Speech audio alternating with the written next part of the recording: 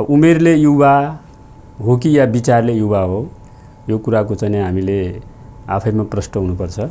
आफ्नो रोजीरोटीका लागि कहिले चाहिँ भारतका काला पहाडमा, कहिले चाहिँ तपाईँको के अरे अरबका चाहिँ अरब मुलुकका चाहिँ तातो चाहिँ बालुवामा जसरी आफ्नो चाहिँ यो ऊर्जाशील जीवन जुन खर्च गरिरहेका छन् र उनीहरूलाई त्यही रोजगारी दिनका लागि हाम्रा तमाम उद्योगहरूको सम्भावना छ। बाजुरामा धेरै खोला नालाहरू छन्, साना ठुला धेरै खोला नाला छन्, त्यसबाट हजारौं मेगावाट चाहिँ विद्युत उत्पादन गर्न सकिन्छ। दर्शकबिन नमस्कार, नेपाल लाइभको निर्वाचन विशेष कार्यक्रममा यहाँहरूलाई स्वागत छ। म रोमिका न्यौपाने। देशमा अहिले निर्वाचनको माहौल तातेको छ। नेताहरू आफ्नो उम्मेदवारी, उद्देश्य र योजना लिएर जनताका घर दैलोमा व्यस्त छन्। कसलाई भोट दिने वा नदिने भन्ने कुरा विगतका दिनहरूमा कस्तो काम गरियो र आगामी दिनहरूमा कस्तो प्रतिबद्धता जनाइएको छ त्यसमा आधारित छ। चुनाव जित्नु कुनै सहज कुरा होइन। मैदानमा उत्रिएर जनताको विश्वास जित्ने प्रयास, स्पष्ट दृष्टिकोण र जनताप्रति जवाफदेहिता आवश्यक हुन्छ। यही निर्वाचनको सन्दर्भमा हामी विभिन्न उम्मेदवारहरूसँग उहाँहरूको उम्मेदवारी, एजेन्डा, प्राथमिकता र योजना के छ भन्ने कुरामा संवाद गर्नेछौँ। यही क्रममा आज हामीसँग हुनुहुन्छ बाजुराबाट काङ्ग्रेसका प्रतिनिधि सभाका उम्मेदवार जनकराज गिरी। आउनुहोस् उहाँलाई कार्यक्रममा स्वागत गरौँ। यहाँलाई कार्यक्रममा स्वागत छ। धन्यवाद। सर्वप्रथम उम्मेदवारी दिनुभएको छ, उम्मेदवारी किन दिनुभयो? आफैले दिनुभयो या पार्टीले तपाईँलाई केही ठानेर, आवश्यकता ठानेर अगाडि सारेको हो? होइन, अब यो पार्टीको उम्मेदवारी त व्यक्तिगत स्वयंले दिने भन्ने कुरा नै भएन। पार्टीले नै पार्टीको संसदीय बोर्डले निर्णय गरेर मलाई बाजुराबाट प्रतिनिधि सभामा काङ्ग्रेसका तर्फबाट उम्मेदवारी चयन गर्यो। त्यही आधारमा मैले 6 गते आफ्नो उम्मेदवारी मनोनयन गरेँ बाजुरै गएर। हजुर, अहिले यो चुनाव अघि सर्नुको कारण पनि जेनजी आन्दोलन हो र उहाँहरूको धारणा अनुसार पनि युवाले चाहिँ देश हाँक्नुपर्छ, अब युवाले देश चलाउनुपर्छ भन्दा भन्दै हजुरलाई नै भोट किन दिने? होइन, अब यो युवाको पनि परिभाषा के हो भन्ने कुरा पनि हामीले प्रष्ट हुनुपर्छ। उमेरले युवा हो कि या विचारले युवा हो, यो कुराको चाहिँ हामीले आफैमा प्रष्ट हुनुपर्छ। यो जेनजी मुभमेन्ट पछि हामीले यो आकस्मिक ढङ्गमा यो हामी 84मा जानुपर्ने चुनाव 82 2 वर्ष पहिले नै भयो र यो घटनाक्रममा सम्पूर्ण राजनीतिक दलहरूले अहिलेको संविधानको रक्षा गर्नका लागि मुलुक एउटा खालको डेमोक्रेटिक चाहिँ वेबाट अलि डिरेल भएको अवस्थालाई फेरि त्यो लिगमा ल्याउनका लागि पनि चुनाव नै एउटा अपरिहार्य प्रोसेस हो। त्यसैले नेपाली काङ्ग्रेस जस्तो सबैभन्दा पुरानो प्रजातान्त्रिक पार्टी, नेपालका हरेक प्रजातान्त्रिक आन्दोलनको नेतृत्व गरेको पार्टी र विचारले, सिद्धान्तले, उद्देश्यले, सबै कुराले प्रजातान्त्रिक चाहिँ तवरले मुलुक विधि पद्धति अनुसार चल्नुपर्छ भन्ने पार्टीले स्वाभाविक रूपमा अब राष्ट्रपतिबाट त्यो आह्वान भइसकेपछि सरकार मार्फत जो चुनावको घोषणा गरियो, त्यो काङ्ग्रेस त त्यसै पनि यो मुलुकको प्रजातान्त्रिक आन्दोलनको उपलब्धिको रक्षाका लागि पनि चुनावमा जानु अपरिहार्य थियो, आवश्यकता थियो। हामी त्यही बोध गरेर नै नेपाली काङ्ग्रेस चुनावमा सबैभन्दा अगाडि नेपाली काङ्ग्रेसले चुनावमा जानुपर्छ भनेर केन्द्रीय कार्य समिति, तत्कालीन अवस्थामा केन्द्रीय कार्य समिति, केन्द्रीय कार्य सम्पादन समितिले नै आधिकारिक निर्णय गरिसकेका थियो भदौ अन्तिमतिर नै। ओके, हजुरले विगतका दिनहरूमा के कस्ता कामहरू गर्नुभयो होइन?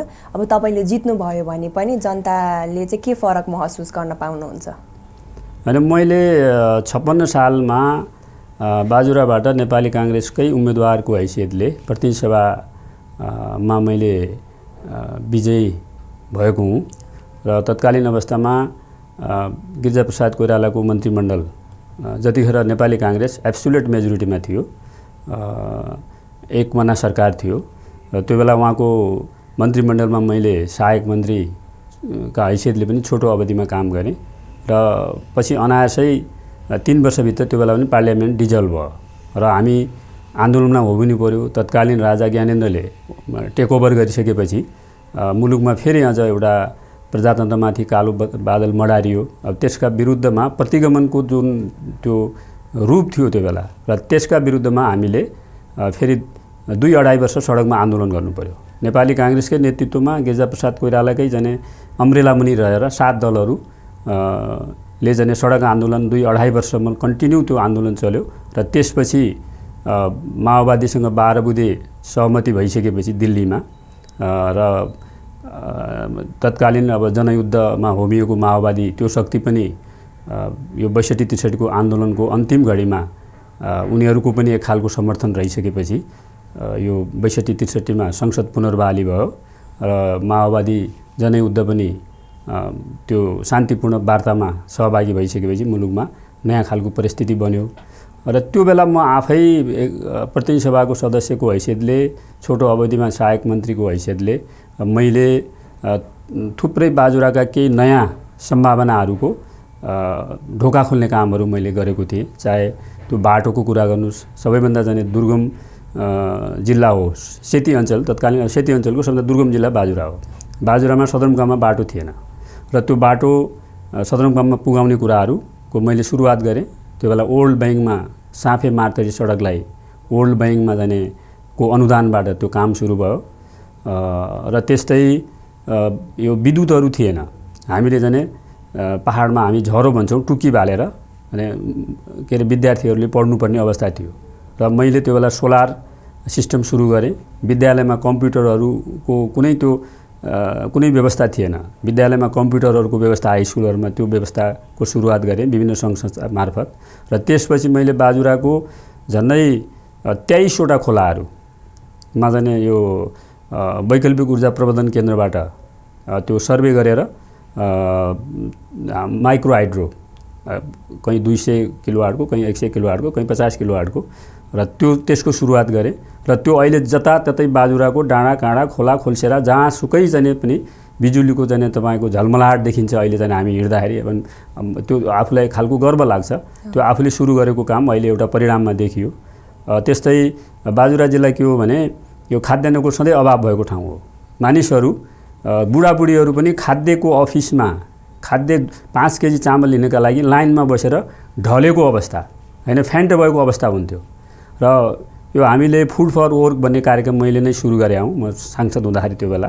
अनि RCIW-बाट अनि यो प्याफ भन्ने कार्यक्रम गरिबी निवारण कोषको कार्यक्रमहरू, अरू फिनिडा यो जुन खानेपानी सिँचाइका जाने प्रोजेक्टहरू यो फिनिस सरकारबाट त्यो प्रोजेक्टहरू, यस्ता थुप्रै जाने राष्ट्रिय अन्तर्राष्ट्रिय गैर सरकारी संस्थाहरूलाई पनि भित्राउने काम भयो। जसले गर्दाखेरि मान्छेले रोजगारी पनि प्राप्त गरे, केही चाहिँ अवेरनेस पनि भयो, महिला दलित सशक्तिकरणका जाने क्रियाकलापहरू पनि भए, त्यसले एउटा चेतना वृद्धि पनि भयो र त्यस्तै सञ्चारको सुविधा थिएन। सदरमुकाममा एउटा मात्रै आवा हुन्थ्यो। हामीले देश विदेशमा भएका जाने आफ्ना छोराछोरी भाइ भतिजालाई जाने सम्पर्क गर्नु पर्यो भने 4-5 दिन जाने तपाईँको पैदल हिँडेर सदरमुकाममा आउनु पर्थ्यो र त्यो बेला हामीले VHF भन्ने सेट सुरु गऱ्यौँ केही ठाउँहरूमा, निश्चित ठाउँहरूमा एउटा पकेट राखेर। त्यसपछि हामीले सञ्चारका टावरहरू, त्यो बेला CDMA का टावरहरू सुरु गऱ्यौँ, जसले गर्दा जाने के अरे यो टेलिफोनको सञ्चारको सुविधा जाने सुरु भयो। अब त्यस्तै यो बडीमालिका, बुढीनन्दा भन्ने त्यहाँ ऐतिहासिक धार्मिक पर्यटकीय ठाउँहरू छन्। त्यो यो स्कन्द पुराणमासम्म लेखिएको छ। बडीमालिका भनेको हैन महादेवले आफ्नो के अरे अर्धाङ्गिनी सतीदेवीलाई बोकेर, यो स्वस्थानी कथामा पनि पढ्न पाइन्छ हैन, यो अलाप विलाप गर्दै यो संसार परिक्रमा गर्ने क्रममा बाजुराको त्यो बडीमालिका भन्ने जहाँ अहिले तीर्थस्थल छ र त्यहाँ सतीदेवीको माया कुम झरेको भनेर त्यो स्कन्द पुराणमा उल्लेख छ र त्यो भारतबाट पनि तमाम जाने यो धार्मिक पर्यटकहरू त्यो ठाउँमा आउँछन् र त्यसलाई पनि हामीले अलिकति एक्सप्लोर गरेका छौँ अहिले राष्ट्रिय रूपमा। खप्तड भन्ने त्यहीँ छ जहाँ खप्तड बाबाको नामले चिनिन्छ। उहाँको विचार विज्ञानमा यी कुराहरू सुन्न पाइन्छ पुराणहरूमा र त्यो पनि बाजुराको केही भूभागभित्र पर्छ। त्यो पनि एउटा धार्मिक पर्यटकीय ठाउँ हो। त्यसलाई पनि हामीले अलि उजागर गऱ्यौँ विभिन्न मिडिया मार्फत। अर्को बुढीनन्दा भन्ने छ बाजुरामै, संसारमा सबैभन्दा अग्लो ठाउँमा रहेको ताल छ त्यहाँ। जसरी अहिले मनाङको तिलिचो ताल संसारको अग्लो ठाउँमा रहेको भनेर अन्तर्राष्ट्रिय सम्पदा सूचीमा राखिएको छ र त्योभन्दा अग्लो ठाउँमा त्यहाँ छ। त्यो हामीले चाहिँ त्यसलाई अब के अरे यो नापी विभाग मार्फत त्यसका प्रक्रियाहरू अन्तर्राष्ट्रिय सम्पदा सूचीमा राख्नका लागि प्रक्रिया सुरु गरेका थियौँ। त्यो बिचमा अवरुद्ध भयो र त्यो फेरि म अहिले प्रतिनिधि सभाको उम्मेदवार बाजुराका आम दाजुभाइ दिदीबहिनीले विजय गराउनु भयो भने ती अवरुद्ध भएका प्रक्रियाहरूलाई हामी अगाडि सार्छौँ।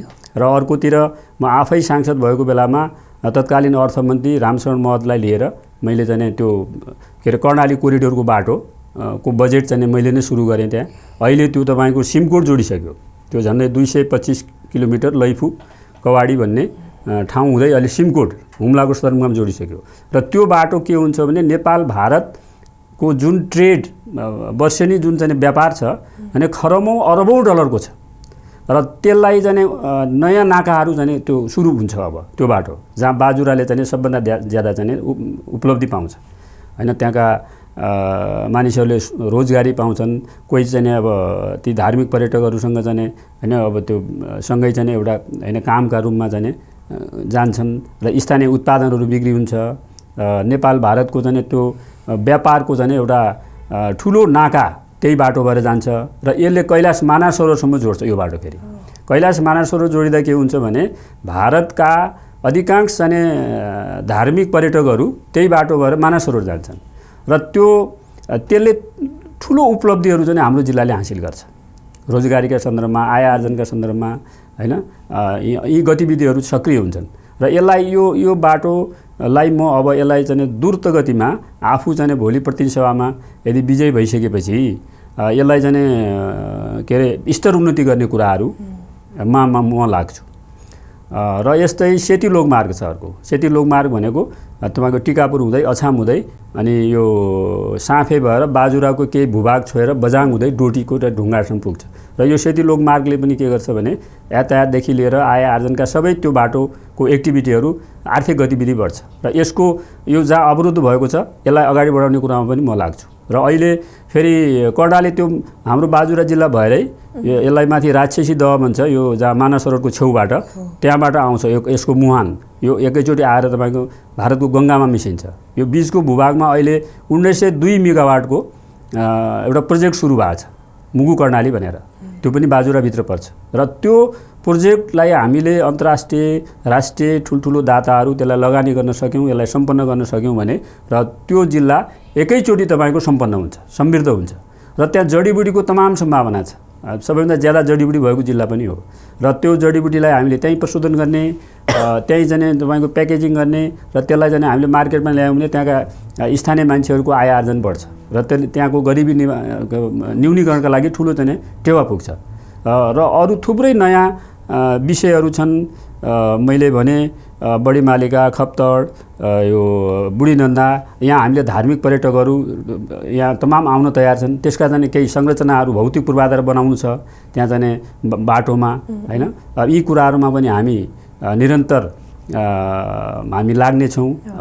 यी विषयहरू का लागि पनि बाजुराका जनताले मलाई माया गर्नेछन् हैन, विजय गराउनेछन् भन्ने मलाई दृढ विश्वास छ। मलाई विगतका दिनहरूमा पक्कै पनि हजुरले धेरै राम्रा कामहरू गर्नुभएको रहेछ। अब आगामी चुनावको लागि चुनाव जित्नुभयो र चुनावको प्रचार प्रसारका लागि पनि तपाईँको मुख्य 3 एजेन्डा छोटकरीमा? मेरो मुख्य एजेन्डा भनेको बाजुरामा भएका जो प्रकृति प्रदत्त या गड गिफ्टेड भनौँ, त्यहाँको जुन भर्जिन ल्यान्ड छ, त्यहाँको जुन चाहिँ मनोरम प्राकृतिक चाहिँ तपाईँको के अरे जुन पर्यटकीय ठाउँहरू छन्, त्यो पर्यटकीय ठाउँको प्रबन्धन गर्ने, विकास गर्ने र हैन आन्तरिक र बाह्य पर्यटकहरूको चाहिँ त्यो भोल्युम बढाउने र त्यसले गर्दा त्यहाँ मान्छेहरूले रोजगारी पाउँछन् र चाहिँ मान्छेको आय आर्जन हुन्छ प्रमुख कुरा। किनभने त्यो ठाउँ के अरे ईश्वरीय वरदान भनौँ न, त्यो ठाउँै त्यहाँ छ। किन त्यो ठाउँ अन्त भएको भए त हैन त्यसले ठुलो फड्को मार्थ्यो होला। त्यो बाजुरामा छ त्यो हैन, त्यो प्रकृति प्रदत्त गड गिफ्टेड भनौँ, त्यो भर्जिन ल्यान्ड छ जहाँ मान्छे यसलाई हामीले त्यहाँको भौतिक पूर्वाधार विकास गऱ्यौँ भने तमाम मान्छेहरू जाने तपाईँको देश विदेशबाट आउँछन्। यसले रोजगारी वृद्धि हुन्छ, थुप्रै आर्थिक गतिविधि हुन्छ, नम्बर 1। नम्बर 2 चाहिँ बाजुरामा धेरै खोला नालाहरू छन्, साना ठुला धेरै खोला नाला छन्। त्यसबाट हजारौँ मेगावाट चाहिँ विद्युत उत्पादन गर्न सकिन्छ र त्यो विद्युत उत्पादन गरिसकेपछि हामी त्यो विद्युतलाई चाहिँ नजिकको चाहिँ के अरे इन्डियामा चाहिँ अब नेपाल सरकारले हैन त्यसलाई एग्रिमेन्ट गरेर बिक्री मात्रै भयो भने त्यो जिल्लाले ठुलो रोयल्टी, ठुलो राजस्व प्राप्त हुन्छ। यसले पनि जिल्ला सम्पन्न हुनेतिर जिल्लाको विकास निर्माण अगाडि बढ्छ। र अर्को विषय अहिलेको अवस्थामा यो भौतिक पूर्वाधार सँगसँगै मान्छेको यो सफ्टवेयरको विकास पनि, मतलब पपुलेसन सबभन्दा ठुलो कुरा हो। पपुलेसन जो अहिले जसरी चाहिँ पलायन भएको छ, विदेशतिर पलायन भएको छ, त्यसलाई रोक्नका लागि हामीले राम्रो शिक्षा र स्वास्थ्यको चाहिँ जो अहिले अभाव छ एक खालको, त्यहाँ गुणस्तरीय शिक्षाका शैक्षिक प्रतिष्ठानहरू, प्राविधिक चाहिँ शिक्षाको चाहिँ सुरुवात, अनि यो राम्रो चाहिँ तपाईँको अस्पताल, खास गरी अस्पतालको अभावले या त्यहाँ चाहिँ म्यान पावर डक्टरको अभावले गर्दाखेरि मानिसहरू सानोतिनो बिमार भएपछि पनि नेपालगञ्ज आउनुपर्ने, धनगढी आउनुपर्ने, इन्डियाको बजारमा लखनऊमा रूपडिया, त्यहाँ के अरे यता तपाईँको पलिया हैन, यता लखिमपुर आउनुपर्ने जो अवस्था, घरबार बिक्री गरेर आउनुपर्ने सानो चाहिँ उपचारका लागि, र त्यसलाई बाजुरामै स्वास्थ्यको सुलभ र स्तरीय सेवा दिएर र बाजुरामै जाने के भने मान्छेले सम्पूर्ण उपचार गर्न पाउने त्यस्तो स्वास्थ्य क्षेत्रमा पनि मेरो प्रमुख कर्तव्य। किनभने मान्छे त पहिला बाँच्नु पर्यो नि हैन, मान्छे बाँचेपछि नै उसका लागि अरू चाहियो, बाटो चाहियो, खानेपानी चाहियो, सिँचाइ चाहियो, विद्युत चाहियो। मान्छे बचाउनका लागि अनि त्यहीँ चाहिँ यो स्वास्थ्यका ठुला प्रतिष्ठानहरू स्थापना गर्ने मेरो अर्को प्राथमिकता हो। युवा र महिलाको लागि चाहिँ ठोस योजना के छ एकदम छोटोमा? हैन, युवाहरू जो अहिले आफ्नो रोजीरोटीका लागि कहिले चाहिँ भारतका काला पहाडमा, कहिले चाहिँ तपाईँको के अरे अरबका चाहिँ अरब मुलुकका चाहिँ तातो चाहिँ बालुवामा जसरी आफ्नो चाहिँ यो ऊर्जाशील जीवन जुन खर्च गरिरहेका छन्, र उनीहरूलाई त्यहीँ रोजगारी दिनका लागि हाम्रा तमाम उद्योगहरूको सम्भावना छ। जस्तो त्यहाँ खानीहरू छन्, त्यहाँ थुप्रो मानिसहरू खानीहरू छ, र त्यो खानीलाई हामीले उत्खनन गऱ्यौँ भने सबै युवाहरूले कहीँ जानु पर्दैन, त्यहीँ रोजगारी पाइन्छ, र त्यो स्किल बढाउन सकियो हैन। त्यहाँ त तपाईँको सिसाको खानी छ, फलामको छ, अझ त के भने यो हाम्रो त्यो बाजुराको चाहिँ गर्भमुनि, त्यो माटोको गर्भमा तपाईँको युरेनियमसम्म छ भन्ने कुराहरू हैन, यो गुगलबाट यो चाइनाको एउटा प्रोफेसरहरूले त्यो अध्ययन गरिरहेछन्, र उनीहरूले त्यसलाई अगाडि बढाउनु पनि खोजिएको थियो। विभिन्न नियम कानुनले गर्दाखेरि त्यो रोकिएको छ, यो वनको कहिले खानेको यस्तो कुराहरूले, र यो कुरालाई पनि म चाहिँ अगाडि बढाउँछु। त्यसले गर्दा रोजगारी युवाहरूले चाहिँ बाहिर जानबाट, पलायन हुनबाट एउटा रोकिने सम्भावना छ, र हामीले युवाहरूका लागि राम्रो शैक्षिक चाहिँ गुणस्तरीय शिक्षा दिन सक्यौँ भने, एउटा स्किलफुल चाहिँ के अरे व्यावसायिक र त्यो सिपमूलक शिक्षा चाहिँ दिन सक्यौँ भने उनीहरूले नेपालभित्रै रोजगारी पाउँछन्, बाहिर जानु पर्दैन। युवाहरूका लागि एउटा एक खालको के भने तपाईँको त्यस्तो खालको म्यान पावरका लागि हामीले एउटा पूर्वाधार तयार गर्नु पर्यो, त्यस्ता शैक्षिक प्रतिष्ठानहरू। अनि महिलाहरूको पनि अहिले अब गाउँघरमा महिलाहरू अहिले पनि अब निरक्षर हैन को अवस्था छ, र पहिलेको अवस्थामा त होइन, अहिले त थुप्रै हाम्रो जाने बहिनीहरू, छोरीहरू अहिले विद्यालयमा शिक्षा आर्जन गर्ने हैन, रोजगारी त्यो प्राथमिकतामा छ। र अनि बाजुरामा एउटा कुरा मैले सबैभन्दा पहिले एउटा गरेको महत्त्वपूर्ण कुरा के हो भने, बाजुरालाई यो दुर्गम क्षेत्र, पिछडिएको क्षेत्र भनेर त्यसलाई त्यतिखेर हाम्रो समिति थियो, त्यो समिति यो के अरे प्रशासन समितिबाट पास गरेर मैले आफै, त्यसमा 9 जिल्ला पर्छन् अहिले हैन, बाजुरा मात्रै होइन, बाजुरा, बझाङ, अछाम, कर्णालीका 5 जिल्ला र जाजरकोट। त्यसको सुरुवात चाहिँ मैले चाहिँ तपाईँको प्रतिनिधि सभाको सदस्य हुँदाखेरि मैले सुरुवात गरेँ। त्यो पछि 9 जिल्ला त्यसमा जोडिएपछि चाहिँ नेपाल सरकारले यसलाई संविधानमै उल्लेख गर्यो, र अहिले के भने त्यो दुर्गम क्षेत्रबाट मानिसहरूले कोटा पाउँछ। जस्तो तपाईँको कोही ताप्लेजुङबाट पास गरे हुन्छ विद्यालय के अरे शिक्षकमा हैन, कसैले यहाँ सिन्धुपाल्चोकबाट हुन्छ, कसैले दार्चुलाबाट हुन्छ, थुप्रो त्यसबाट चाहिँ लाभान्वित भएका छन्।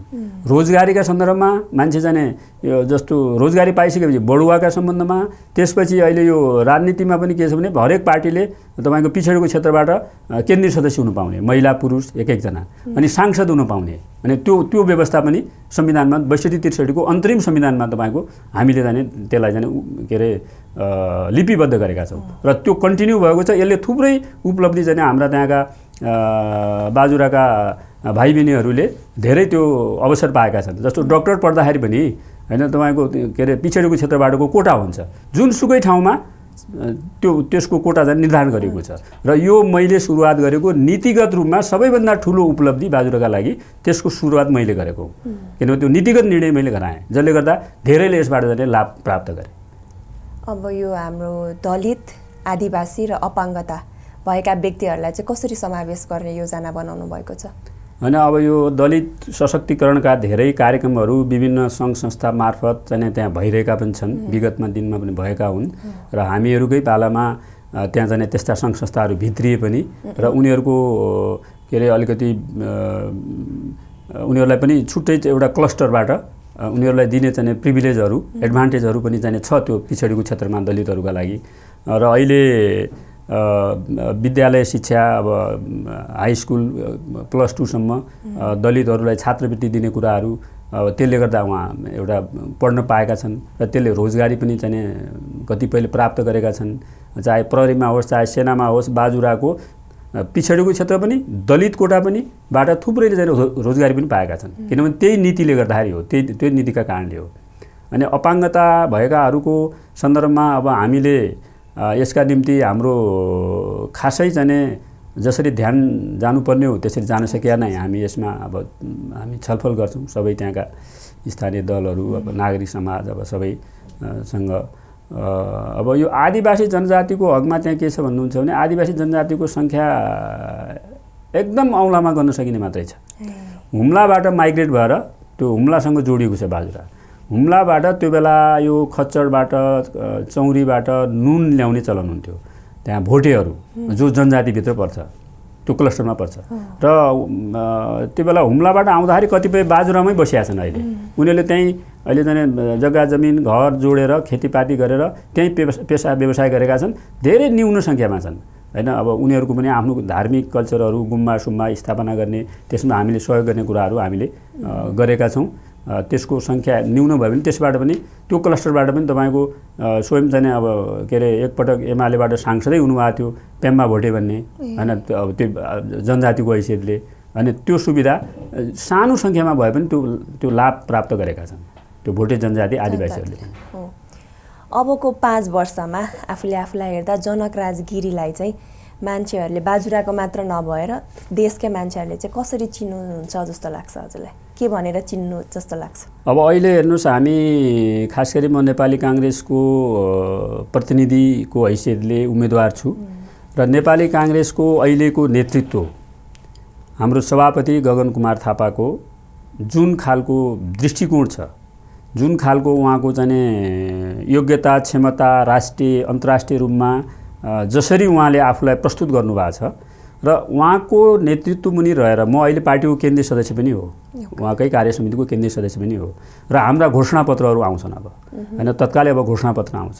मुख्य कुरा हाम्रो घोषणापत्रमा बाजुरा जिल्लाका केही चाहिँ गेम चेन्जर प्रोजेक्टहरू, मेगा प्रोजेक्टहरू जसलाई हामी त्यसमा जाने घोषणापत्रमा हामी जाने त्यो उल्लेख गर्छौँ। त्यही घोषणापत्रका आधारमा भोलि नेपाली काङ्ग्रेसको सरकार बनिसकेपछि सरकारले त्यही किसिमले बजेट के अरे योजना तर्जुमा गर्छ, त्यसरी बजेट एलोकेट गर्छ र बाजुरामा मैले अघि भनिहालेँ थुप्रै सम्भावनाहरू छन् र त्यो सम्भावनाका लागि हाम्रो अहिलेको पार्टीको नेतृत्व पनि त्यसमा चाहिँ म नेतृत्वलाई पनि घचघच्याउँछु र किनभने दुर्गम जिल्लालाई अगाडि बढाउनु पर्यो र भोलि हामी सरकारमा गइसकेपछि होइन सरकारबाट हुने प्राथमिकता लगानी अहिले जसरी जाने यो बजेट चाहिँ डिस्ट्रिब्युसन गर्दाखेरि एकदम तपाईँको प्रधानमन्त्री अर्थमन्त्री जसको पहुँच छ त्यहाँ तपाईँको के अरे अनप्रोडक्टिभ ठाउँमा जस्तो झापामा तपाईँको 1 अरबको 2 अरबको होइन त्यहाँ के अरे टावर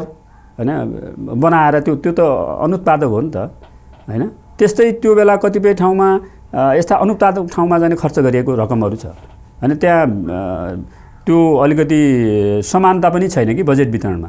जहाँ दुर्गम पिछडिएको ठाउँ हो जसलाई उकास्नु छ र त्यो ठाउँमा बजेट बढी जाने विनियोजन गर्नुपर्छ भन्ने हाम्रो लबिङ हुन्छ भोलि म प्रतिनिधि सभामा गइसकेपछि र त्यसले केही न केही यस्ता जाने ठुला उपलब्धिमूलक चाहिँ हामीसँग भएको प्राकृतिक सम्भावनालाई हामीले त्यहाँ जाने व्यवहारमै कार्यान्वयन गऱ्यौँ भनेपछि बाजुराका जनतालाई यसले ठुलो एउटा उपलब्धि हुन्छ, भोलिको पुस्ताले पनि हामीले सम्झिने कुरा पनि हुन्छ। यसले अन्त्यमा जनताहरूलाई के सन्देश दिन चाहनुहुन्छ, केही भन्न चाहनुहुन्छ आफ्नो निर्वाचन प्रति केही लिएर?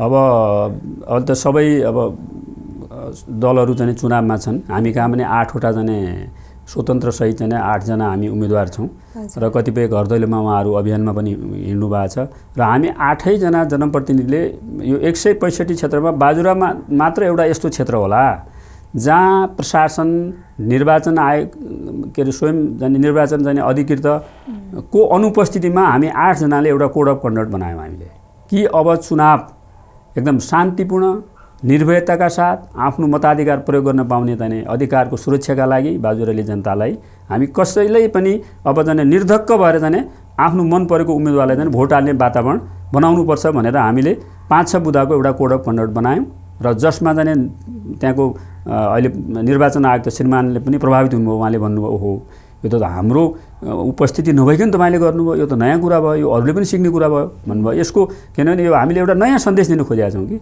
एउटा किन हाम्रो समाजमा यो ज्यान्जी मुभमेन्टपछि हाम्रा फुटेका टुटेका मनहरूलाई हामीले जोड्नु पनि छ हाम्रो समाजको जुन जाने सोलिडारिटी थियो जुन सौहार्दता थियो त्यसलाई पनि जोड्नु छ हैन अब यो जुन खालको नेपालीको अर्काका प्रति सम्मान गर्ने सहिष्णु भावना थियो जुन बीचमा टुटेको थियो यो ज्यान्जी मुभमेन्टपछि एक खालको भोलिपल्ट 24 गतेको जो डिस्ट्रक्सन जाने को बाटोमा कसैको घर हान्ने कसैलाई जाने हैन जाई लाग्ने हैन ठुलठुला जाने तपाईको व्यवसायिक घरानाका जाने तपाईको तोडफोड गर्ने कतिको जाने क्षति भयो र यसले के भने मान्छेको नेपाली समाज एक खालको विखण्डित एक खालको मन टुक्रिएको भावना टुक्रिएको थियो यसलाई बाजुरामा हामीले के भनेपछि अब हाम्रो सौहार्दता हाम्रो हार्मोनी बाजुरामा हामी जति जाति भेषभूषा धर्म संस्कृतिमा छौँ जति चाहिँ राजनीतिक दल अलग अलग राजनीतिक विचार होला हामी सबै यो समाजलाई अगाडि बढाउन हामी तत्पर हुनुपर्छ भनेर हामीहरूकै अगुवाईमा हामीले त्यहाँ तपाईको